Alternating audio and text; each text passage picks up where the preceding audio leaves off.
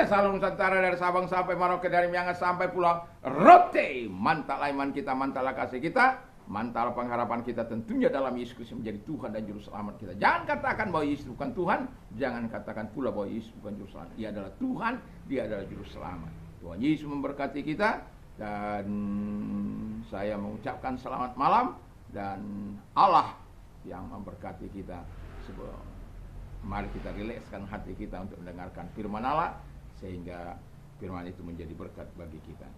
Dan sebelum kita mendengarkan firman Allah, kita berdoa. Terima kasih biarlah kami menjadi pengikut-pengikut Kristus yang baik di dalam nama Yesus. Haleluya. Amin.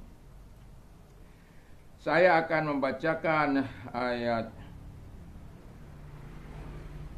dalam 1 Timotius 1 ayat 3 sampai dengan 11.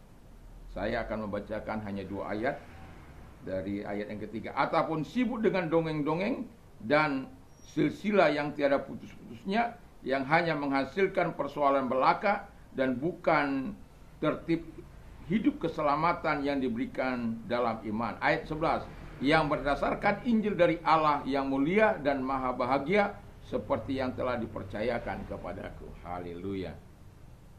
Tema kita adalah jadilah pengikut Kristus yang baik. Karena dunia ini panggung sandiwara. Dunia ini penuh dengan noda. Dunia ini penuh dengan kejahatan, dengan trik dan lain sebagainya. Tapi saya mau katakan kepada kita sebagai orang percaya, jadilah pengikut Kristus yang baik. Jadi jadilah pengikut Kristus yang baik. Karena apa? Dalam dunia yang penuh dengan kepalsuan. Jadi sebagaimana ayat yang kita baca, dikatakan supaya yang pertama sebagai untuk menjadi pengikut yang baik, kita harus waspada. Jadi berhati-hati dengan pengajar-pengajar palsu. Mereka bertanya, menghasut, ya. Mereka seperti orang-orang yang knowledgeable, seperti orang-orang yang punya pengetahuan luas, dan tetapi tujuan mereka hanya untuk membengkokkan. Nah, sebagai orang yang percaya kepada Kristus, kita harus melawan itu. Supaya apa? Supaya kita betul-betul tidak terperangkap oleh hasutan mereka, oleh godaan mereka. Kita sudah lihat banyak orang yang terhasut karena apa? Tidak pernah membaca firman Allah, tidak mengerti firman Allah, tidak cinta pada Tuhan, yang kemudian ada hal-hal yang ajaran mungkin yang menggoyahkan mereka, dan pada akhirnya mereka mengambil keputusan untuk mundur, dan itu hak setiap orang.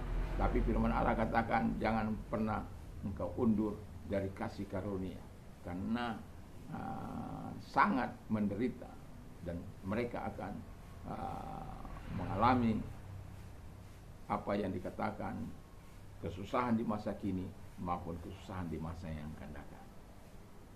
Baca itu Ibrani. Dan juga dikatakan firman Allah, jadilah pengikut Kristus yang baik. Jadi pengikut Kristus yang baik itu mengikuti apa yang diajarkan oleh Alkitab. Jadi jangan ikuti ajaran nabi-nabi palsu, jangan ikuti guru-guru palsu, jangan ikuti orang-orang yang dia sendiri belum tentu selamat. Kau mau ikuti orang yang belum selamat.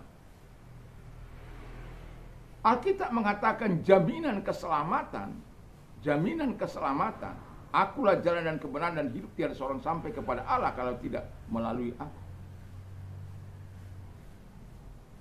Di bawah kolong langit ini tidak nama lain yang diberikan kepada manusia yang oleh yang kita diselamatkan. Tidak ada. Jadi apa yang diajarkan oleh firman Allah, apa yang diajarkan oleh Alkitab ini, yang kita punya ini, lakukan. Itu sebabnya cintai firman Allah, baca firman Allah, perkatakan firman Allah itu dalam hidupmu, supaya engkau melihat dampak yang sangat luar biasa dari kecintaanmu kepada Tuhan, dan engkau bisa mengcounter orang-orang yang menjelek-jelekkan iman kita. Dalam dunia medsos kita lihat bagaimana orang-orang yang, saya berpikir Apa sih yang di pikiran mereka ini? Sehingga mereka mempertanyakan iman orang yang percaya.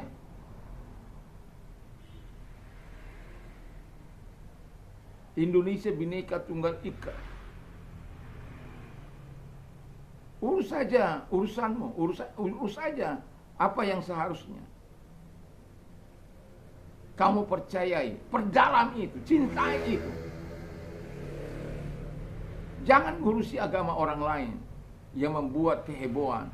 Ya itu tadi, karena ada suka menghasut, suka seolah-olah paling hebat. Udah di luar dia paling hebat apa?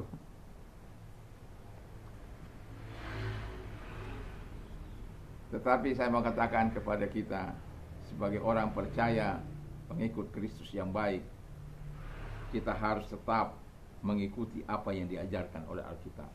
Jangan ikuti nabi-nabi palsu itu, jangan ikuti pengajar-pengajar palsu itu. Karena apa?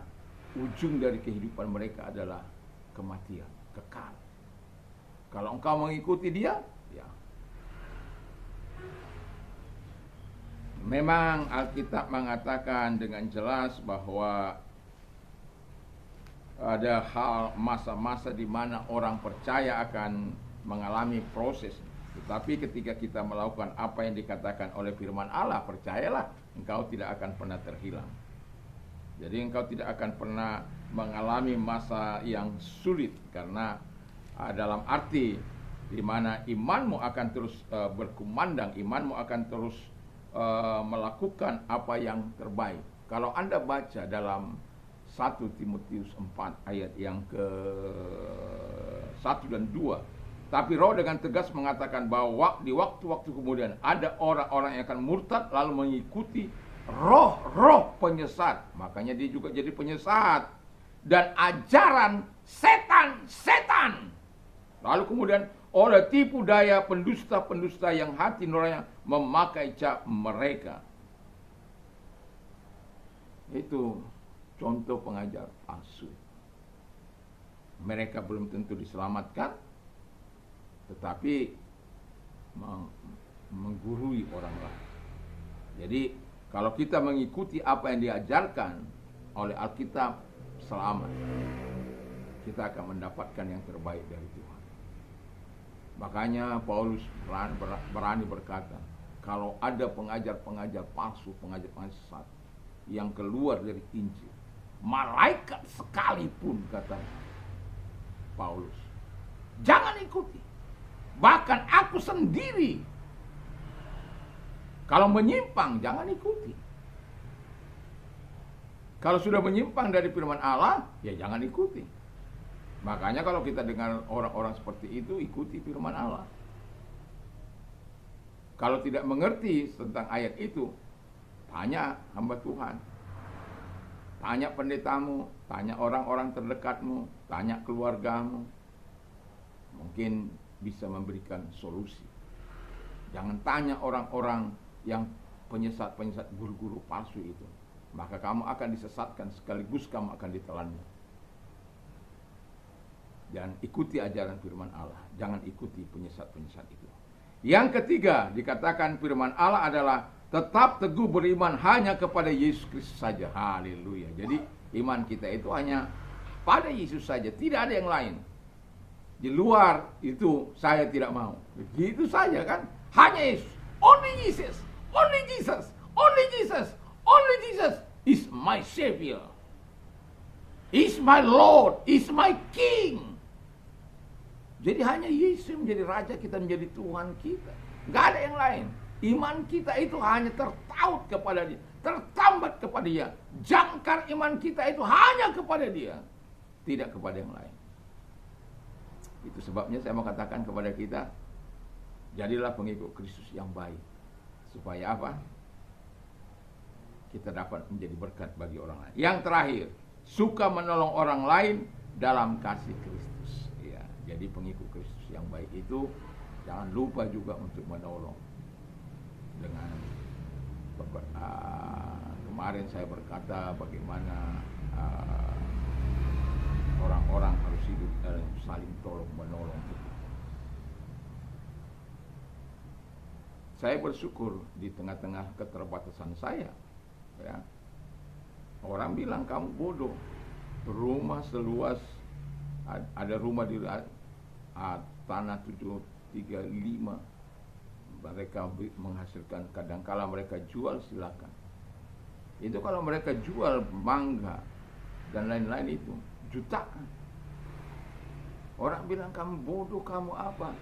Ya silakanlah mereka bodoh, mereka apa? Mau katakan apa? Enggak masalah.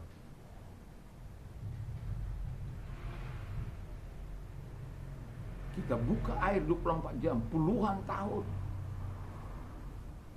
Apakah kita bangkrut dengan itu? Tidak. Selalu ada pertolongan bagi orang-orang yang suka menolong. Selalu ada kebaikan Tuhan bagi orang-orang yang melakukan kebaikan. Selalu ada kasih karunia Tuhan bagi orang-orang yang berkasih karunia kepada yang lain. Selalu ada belas kasihan Tuhan bagi orang-orang yang berbelas kasihan. Selalu ada pertolongan bagi orang-orang yang suka menolong orang. Selalu ada bantuan Tuhan bagi orang-orang yang suka membantu. Dan itu sebabnya lakukan yang baik dalam hidup.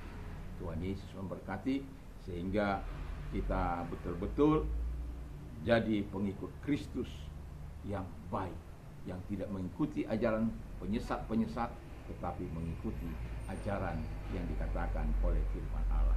Tuhan Yesus memberkati kita. Mari kita tunduk kepada kita. Terima kasih. Kiranya Tuhan Yesus memberkati kami dalam nama Tuhan Yesus Kristus. Dan kiranya Allah yang besar, Allah yang dahsyat itu akan terus menyatakan kebaikan-Mu sehingga kami terus melakukan apa yang baik berkenan di hadapan Tuhan, menjadi pengikut Tuhan yang baik. Segala sakit penyakit yang mereka derita keluar, dan oleh bilur-bilur mereka semua, oleh kuasa mereka semua, di dalam nama Yesus. Dan kami juga berdoa kiranya Tuhan menolong mereka dan menyatakan segala kebaikan bagi mereka-mereka yang sedang mengalami kesusahan. Dalam nama Yesus segala pertolongan datang kepada mereka, apapun yang mereka alami, apapun masalah yang mereka alami, dalam nama Yesus kiranya sama seperti Engkau menolong para pahlawan-pahlawan iman kami di masa-masa lalu, karena Engkau tidak pernah berubah dahulu, sekarang, sampai selama-lamanya. Tuhan tetap mampu menolong, Tuhan tetap mampu memberkati kami. Terima kasih Bapa, terima kasih Roh Kudus, dalam nama Yesus, haleluya, amin. Selamat malam, dan harapan saya dan doa saya kita tetap berada dalam anugerah Tuhan, dalam lindungan Tuhan, dalam pemeliharaan Tuhan, sehingga Tuhan tetap dipermuliakan dalam kehidupan kita sebagai orang percaya.